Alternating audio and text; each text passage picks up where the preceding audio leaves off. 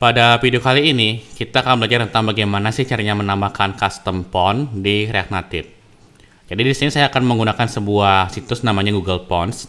Di sini itu kita bisa menggunakan font-font ini untuk kebutuhan komersial. Artinya itu kita bisa menggunakannya untuk di aplikasi yang kita buat.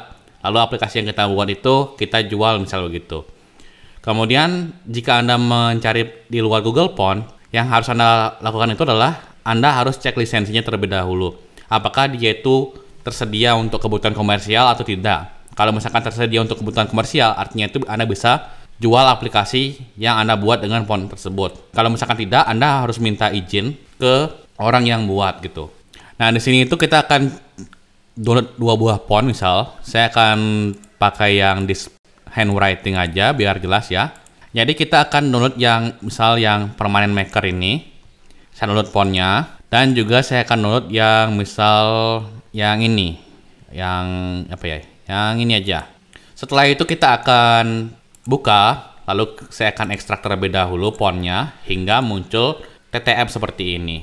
Begitupun juga satunya lagi. Nah, berikutnya yang kita harus lakukan adalah kita akan menambahkan di project React Native-nya. Jadi saya akan buatkan terlebih dahulu project baru di sini. Buka command prompt, lalu ketikkan npx react native init custom font, lalu enter. Setelah itu kita akan pindah direktori terlebih dahulu ke custom font. Lalu di bagian sini kita bisa buka di Explorer pakai start titik. Nanti di sini itu ada folder Android, lalu app, lalu source, lalu main. Nah, di sini kita buatin folder baru yang namanya itu adalah assets pakai S ya. Kemudian kita buatin folder baru lagi namanya fonts pakai S ya. Nah, lalu enter. Kita akan copy fontnya lalu bawa ke sini. Jadi yang tadi itu yang permanent marker. Setelah itu kita tinggal jalanin aja projectnya di sini pakai yarn Android.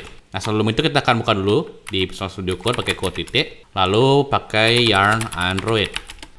Setelah itu di app.js-nya di sini kita akan hapus dulu semua pakai Ctrl A lalu backspace.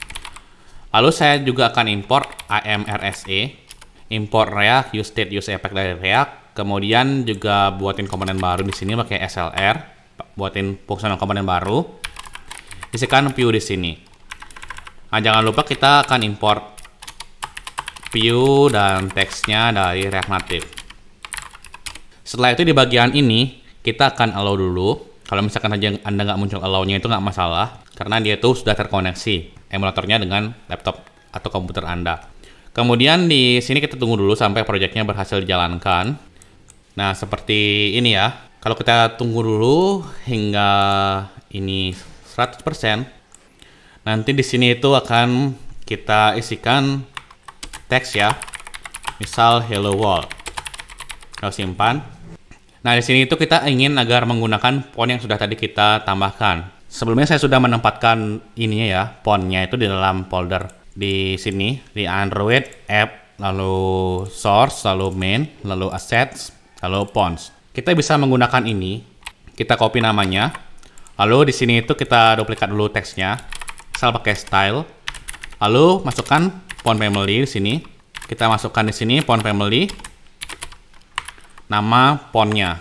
Kalau kita simpan, maka akan muncul seperti ini. Jadi dia itu udah custom font. Kalau kita gedein tulisannya pakai font size misal 96 gitu, maka hasilnya seperti ini. Kemudian yang kedua itu font satunya lagi, kita akan gunakan yang permanent marker. Jadi sama dengan nama ini ya, nama filenya seperti ini. Maka hasilnya itu seperti ini. Jadi itulah bagaimana caranya untuk menambahkan custom font. Jika misalkan saja Anda menambahkan font baru di sini, jadi Anda harus close dulu projectnya di sini, close dulu. Nanti baru jalankan ulang projectnya, React Native-nya pakai yarn Android, baru dia itu akan kebaca fontnya.